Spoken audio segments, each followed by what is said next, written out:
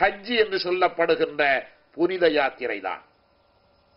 அதனை நிகழ்த்துவதும் கூட அருமநாயகம் ஸல்லல்லாஹு அலைஹி வஸல்லம் அவர்கள் எப்படி நிகழ்த்தினார்களோ அப்படி நிகழ்த்த வேண்டும் என்று நமக்கு ஆணையிட்டான். வலில்லாஹி அலன்னாஸி ஹஜ்ஜுல் பைத்தி மன் இஸ்ததா இலைஹி சபீலா. மனித சமுதாயத்திற்கு அல்லாஹ் அறைகூவல் விடுகிறான். பொருள் வளமும் உடல் நலமும் உள்ளவர்கள் என் இல்லம் வர வேண்டும் என்று ஆணையிடுகிறான். என் இல்லம் வந்தாக வேண்டும். உங்களுடைய கடமைகளை நீங்கள் நிறைவேற்றியாக வேண்டும். உங்களுக்கு நான் தந்திருக்கின்ற பொருளையும் அருளையும் நீங்கள் முறையான வழியிலே செலவு செய்ய வேண்டும். எனக்காக நீங்கள் ஹஜ்ஜை நிறைவேற்றுங்கள்.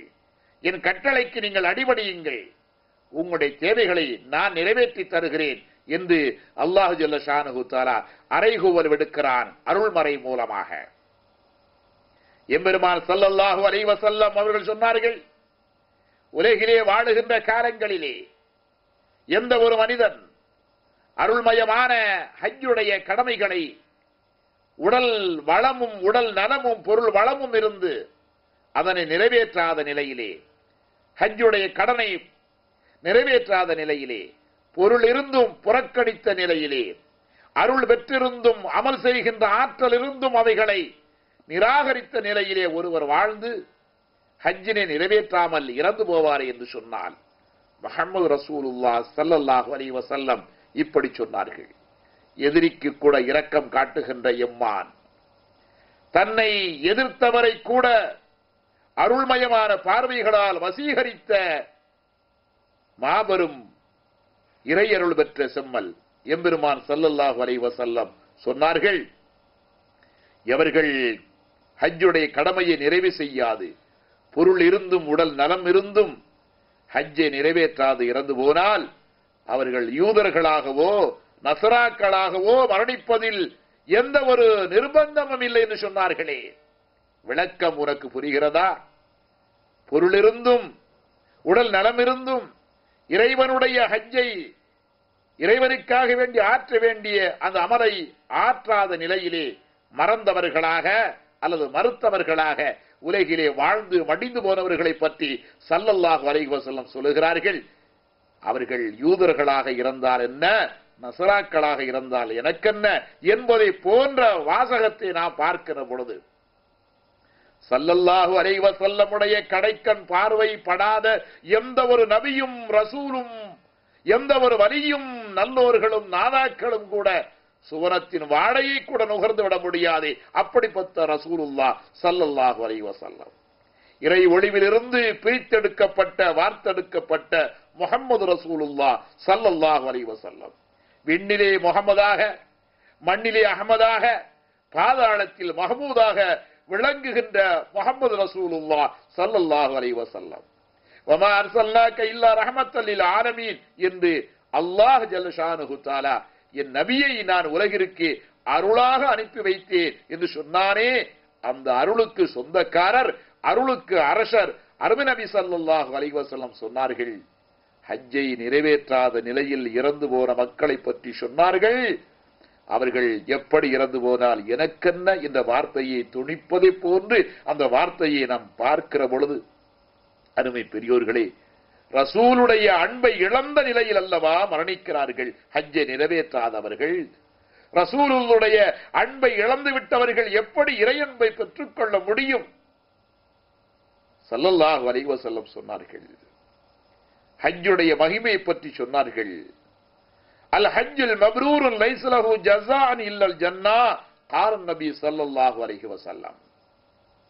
அருள்மிகு வார்த்தைகளால் அன்புமிகு நபி சொன்னார்கள், அல் ஹஜ்ஜுல் மப்ரூர், ஒப்புக்கொள்ளப்பட்ட ஹஜ்ஜுக்கு உரிய கூலி என்ன தெரியுமா? என் சமுதாய மக்களே, ஒப்புக்கொள்ளப்பட்ட ஹஜ்ஜுக்கு உரிய கூலி என்ன தெரியுமா? அல்லாஹ் உங்களுடைய ஹஜ்ஜை ஒப்புக்கொண்டு விட்டால் அதற்குரிய கூலி சுவனம்தான், சொர்க்கம்தான். நீங்கள் சொர்க்கவாதிகளாக மாறிவிடுவீர்கள், சுவனத்துக்கு சொந்தக்காரர்களாக நீங்கள் ஆகிவிடுவீர்கள். ஆகவே என் உம்மத்துக்களே, அல்லாஹ் உங்களுக்கு பொருள் வழங்கி இருந்தால், அமல் செய்கின்ற ஆற்றலை உடலுக்கு வழங்கி இருந்தால் தாமதம் செய்யாமல் இறையில்லம் சென்று வந்து விடுங்கள். சுவனத்துக்கு சொந்தக்காரர்களாக மாறிவிடுங்கள் என்று எம்பெருமான் ஸல்லல்லாஹு அலைஹி வஸல்லம் நமக்கு சொன்ன அந்த வார்த்தைகள் நம் காதுகளில் இன்னுமா எதிரொலிக்கவில்லை? ஆகவே இவர்களை சுவனத்திற்குள் அழைத்து செல்ல அனுமதி கொடு ரப்பே என்று கேட்டவுடனே அல்லாஹ் தங்குதடைந்து அனுமதி கொடுப்பானே. ரசூலுடைய கரத்தை பிடித்துக் கொண்டல்லவா நாம் சுவனம் செல்ல போகிறோம். இந்த காரியம் எதை கொண்டு நமக்கு கிடைக்கும்? துனியாவிலே வாழுகிற பொழுது அல்லாஹுடைய திரு கஅபாவை ஹஜ் என்ற பெயரால் தவாப் செய்வதாலும், ஸல்லல்லாஹு அலைஹி வஸல்லமுடைய கபரை ஜியாரத் என்ற பெயரால் அருகில் இருந்து சலாம் சொல்வதை கொண்டும் நாளை மறுமையிலே இவ்வளவு பெரிய மகத்தான நற்பேறு நமக்கு காத்திருக்கிறது. இந்த நற்பேரை நாம் இழக்கலாமா? இந்த நற்பேரை பெறாத நிலையில் மண்ணுக்குள் மறைந்து போனால் பிறந்ததின் நோக்கமே சீரழிந்து போய்விடும். அருமை பெரியோர்களே, பிறந்ததின் நோக்கம் முழுமை பெற வேண்டும் என்று சொன்னால் கஅபாவை காண வேண்டும், கண்மணி நாதருடைய அருகிலே நின்று சலாம் உரைக்க வேண்டும். இதை செய்தவருடைய நோக்கங்கள் துனியாவிலும் முழுமை பெற்றுவிடும், மறு உலகிலும் முழுமை பெற்றுவிடும். ரசூலுடைய அன்பு துனியாவிலும் நமக்கு வாஜிபாகிவிடும், மறுமையிலும் நமக்கு வாஜிபாகிவிடும். ரசூலுடைய அன்பு கிடைத்து விட்டால் இறைவன் அருகாமையை எவரும் தடுக்க முடியாது, எவரும் தடுக்க முடியாது. ஆகவே ரசூலை பின்பற்றுகின்ற நல்லோர்களே, முஹம்மது நபியை நபி என்று ஏற்றுக்கொள்கின்ற என் சமுதாய செல்வங்களே, இனியும் தாமதம் செய்யாதீர்கள். காலம் வரும் என்று காத்திருக்காதீர்கள். காலத்தை நீங்கள் தான் ஏற்படுத்திக் கொள்ள வேண்டும்.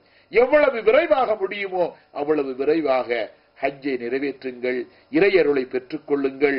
பாவமற்றவர்களாக, சுவனவாதிகளாக, சொர்க்கவாதி என்ற பட்டயத்தை அரபாவிலே பெற்றுக்கொண்டு மதினாவிற்கு செல்லுங்கள். மாணவி முன்னால் நில்லுங்கள், சலாம் உரையுங்கள். நாளை மறுமையிலே அந்த மாணவியின் கரத்தை பிடித்துக் கொண்டு சொர்க்கம் செல்லலாம். ஆகவே அன்பான என் இஸ்லாமிய சமுதாய சார்ந்தவர்களை, காலத்தை இனியும் வெறுமனே தாழ்த்த கடத்தாமல், காத்திருக்கிறோம் என்ற பெயரால் வீணாக்காமல், வசதி உள்ள பொழுதே, உடல் நலம் உள்ள பொழுதே ஹஜ்ஜை நிறைவேற்றுவோமாக. அல்லாஹு ஜல்ல ஷானுஹு தஆலா ஹஜ்ஜை நிறைவேற்றிய நல்ல சீதேவிகளில் என்னையும் உங்களையும் கபூல் செய்வானாக.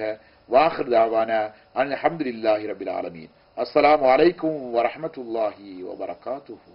லப்பைக் அல்லாஹும்ம லப்பைக் லப்பைக் லா ஷரீக லக லப்பைக் இன்னல் ஹம்த வன் நிஅமத லக வல் முல்க் லா ஷரீக லக் லப்பைக் அல்லாஹும்ம லப்பைக் லப்பைக் லா ஷரீக லக லப்பைக் இன்னல் ஹம்த வன் நிஅமத லக வல் முல்க் لا شريك لك لبيك اللهم لبيك لبيك لا شريك لك لبيك إن الحمد والنعمة لك والملك لا شريك لك. அல்லாஹ்வுடைய நல்லடியார்களே, ஹஜ் என்பது 3 வகையான முறையிலே நிறைவு செய்யலாம்.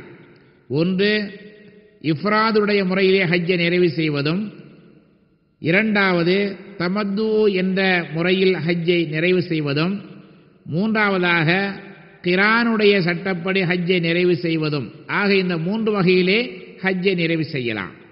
அதிலே இந்த 3 வகையுடைய வித்தியாசங்களையும் விளக்கங்களையும் நீங்கள் இப்பொழுது தெரிந்து கொள்வதற்காக வேண்டி இதனை நான் உங்களுக்கு அறிவிப்பு செய்கிறேன். இஃப்ராதுடைய ஹஜ் என்று சொன்னால், ஹஜ்ஜுடைய காலங்களிலே ஹஜ்ஜுக்காக வேண்டி இஹ்ராம் அணிந்து கொண்டு மக்காவிற்குள் நுழைந்தால் முதலிலே உம்ரா செய்யக்கூடாது. இஹ்ராமோடு உள்ளே சென்றவர்கள் கஅபத்துல்லா சென்று தவாபுல் குதூம் என்று சொல்லுகின்ற சுன்னத்தான தவாவை மட்டும் செய்துவிட்டு துல்ஹஜ்ஜுடைய பிறை 8 வரை காத்திருந்து, இஹ்ராமை களையாமல் பிறை 8 வரை காத்திருந்து, அதே இஹ்ராமோடு மினாவிற்கு சென்று, அரஃபா சென்று, முஸ்தலிஃபா சென்று, மீண்டும் மினாவிற்கு வந்து ஷைத்தானுக்கு கல்லெறிந்து குர்பானி கொடுத்து முடியெடுத்த பின்னதாகத்தான் இஹ்ராம் உடையை களைய வேண்டும். இப்படி இஃப்ராதுடைய முறையிலே ஹஜ் செய்தால் குர்பானி கொடுக்க வேண்டியதில்லை. ஏனென்று சொன்னால் ஹஜ்ஜுடைய காலத்திலே